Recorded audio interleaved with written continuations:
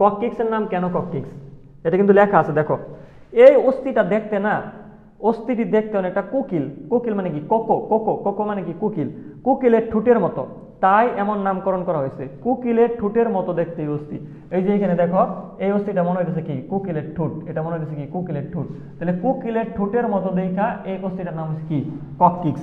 তাহলে কককিক্স ত্রিকোণাকার অস্থি, কককিক্স ত্রিকোণাকার অস্থি। এই যে নিচের পাটটা স্যাক্রালের নিচে কি থাকে কককিক্স থাকে, এই যে কককিক্স।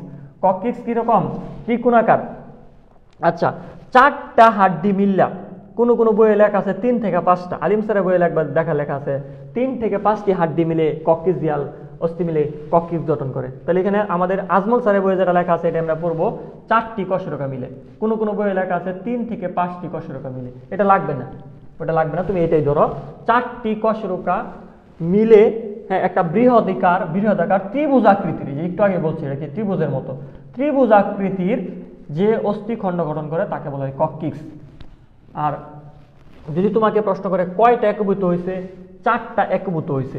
4টা অস্থি কি একীভূত হয়েছে, এখানে 4টা অস্থি একীভূত হয়েছে, 4টা অস্থি একত্রিত হয়ে তৈরি করছে একটা, 4টা থেকে ফিউজ হয়ে তৈরি করছে কি একটা। তো যখন 4টা ছিল তখন ওইটাকে আমরা বলছি কককিজিয়াল, যখন 4টা ছিল তখন তার নাম ছিল কককিজিয়াল, আর যখন এটা একটা হয়ে গেছে তখন তার নাম দিয়েছি আমরা কককিক্স। ঠিক আছে, কককিক্স,